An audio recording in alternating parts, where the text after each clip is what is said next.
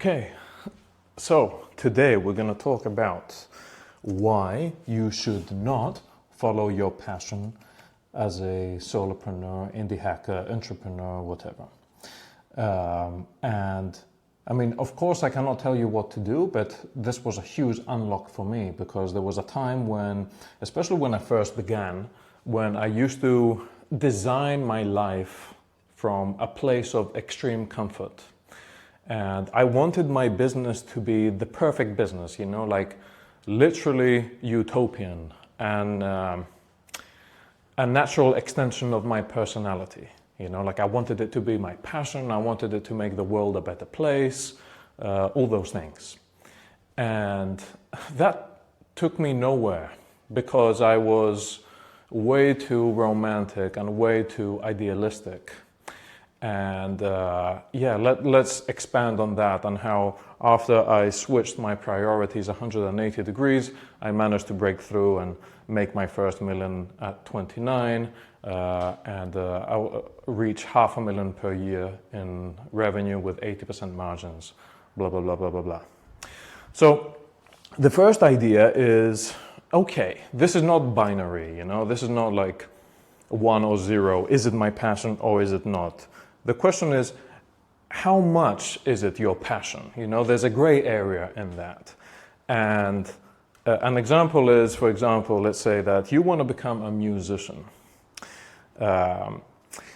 Okay, maybe you want to become a musician, but what about, you know, building tools for musicians or becoming a producer? Are those things close enough to your passion? And also, even beyond that, you know, like, maybe on a macro scale, it is your passion. Maybe entrepreneurship is your passion. And that's close enough. You know, it doesn't have to be, I want to be an entrepreneur in the music industry. Maybe just entrepreneur, like the more you expose yourself to different stimuli, that's why usually this will happen over time. You will understand that you're not only interested in one thing like you used to, because you're not as monodimensional as you thought you were. You know, you find beauty in many different places, and that's normal too. Another thing is that you also have to use your brain. You know, like my first passion was Muay Thai. I used to fight in Muay Thai and kickboxing, and I wanted to be a fighter. How stupid can you be to think that that's a good career option? Because there was a time up until 21 years old when I was flirting with the idea of becoming a professional fighter. Thank God I did not, mainly because I also wasn't that good. I just liked fighting, but I was not a good fighter. But yeah, you have to use your brain as well. Like, don't tell me you want to become a Hollywood actor. Luck is a real factor in life. And whoever tells you that luck is not a real factor is full of shit. So you want to use your brain too. And the final thing, which is really interesting here, is that maybe you do not even want your passion to become your profession. And I have direct experience with this because I wanted to become a fighter. And then after that, my dream switched after my last fight.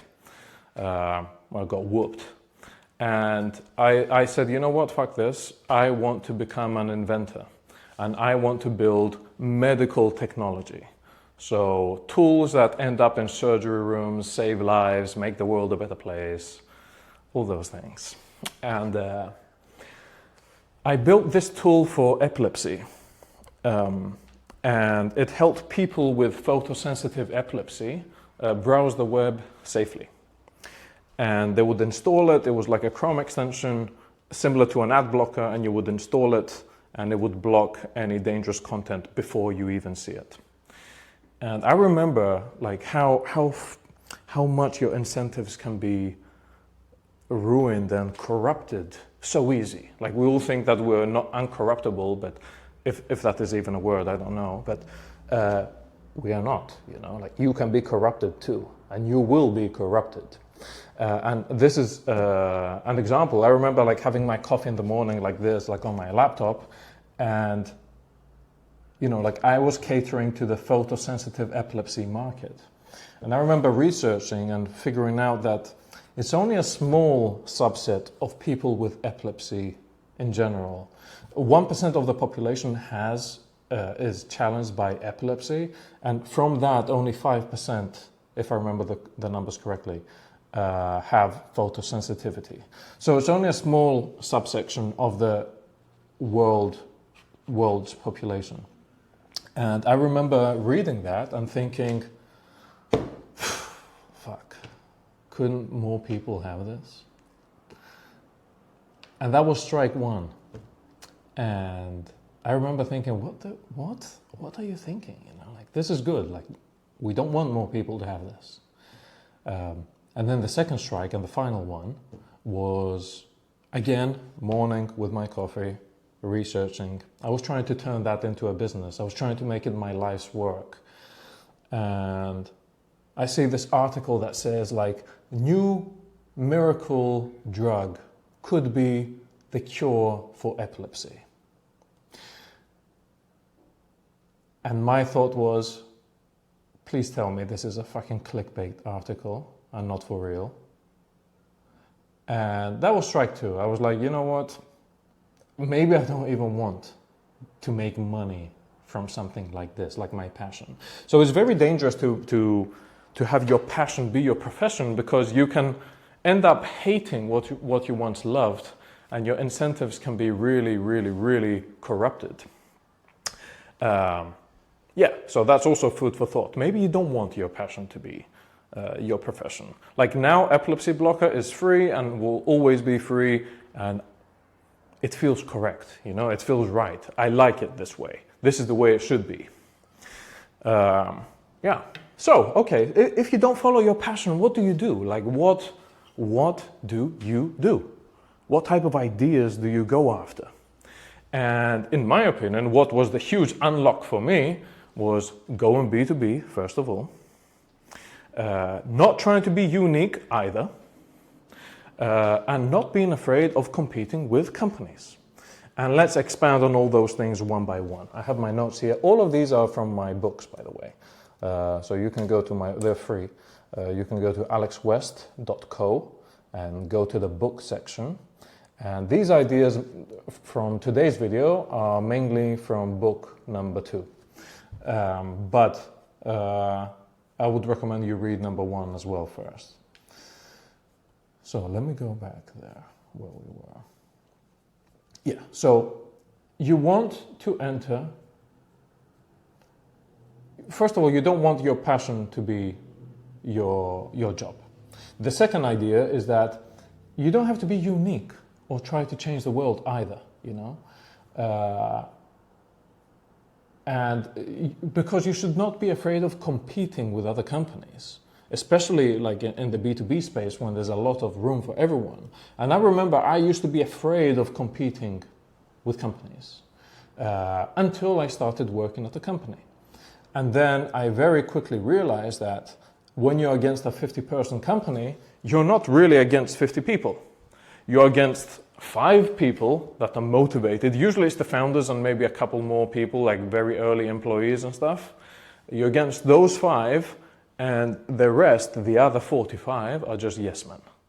They're just going to drag their feet, going to just do the bare minimum so they don't get fired. I was like that too. There's not a knock on them. But they don't care about the company, you know. They care about themselves first. They have their own life to care about, you know. They have their financial problems. They might have problems with a girlfriend or boyfriend. They have their own dreams, their own aspirations. And, you know, they put themselves first. And that is fine. And that is great for us because they are on our team. You know, they're going to do the best they can to delay the process, to throw the task to another team, to request a change in requirements. If you worked at the company, you know what I'm talking about, right? It's slow and uninspiring. No one wants to work at those companies. Maybe only, well, there's a law, it's called Price's Law, which says that the square root of employees is 50% or more of the total output of a company. So the square root of 50, what is that? Let me Let me ask ChatGPT here. So square root of 50.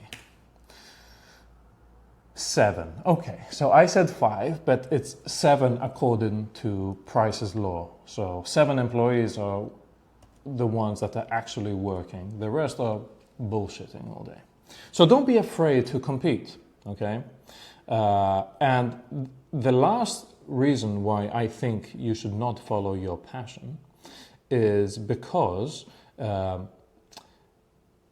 it's not as glamorous as you think it is to, you know, build this amazing product. Who knows what you have in mind, like something amazing, who knows? But the reality is not like that. Most businesses, they look the same when you run them. You have the same functions, more or less. And in my opinion, it's just more healthy to, at least that was my plan. Like, I want to work as little as possible, make as much as possible, and have free time to enjoy my passions and my hobbies and all that stuff. So, a bit of food for thought. I don't know if this was interesting in any way. If you really want to read about more of this, just go to alexwest.co and read the books. They're free. But I write these in way more detail and way more organized than just me fucking around with a broomstick at my house. But yeah, that's it. Thanks.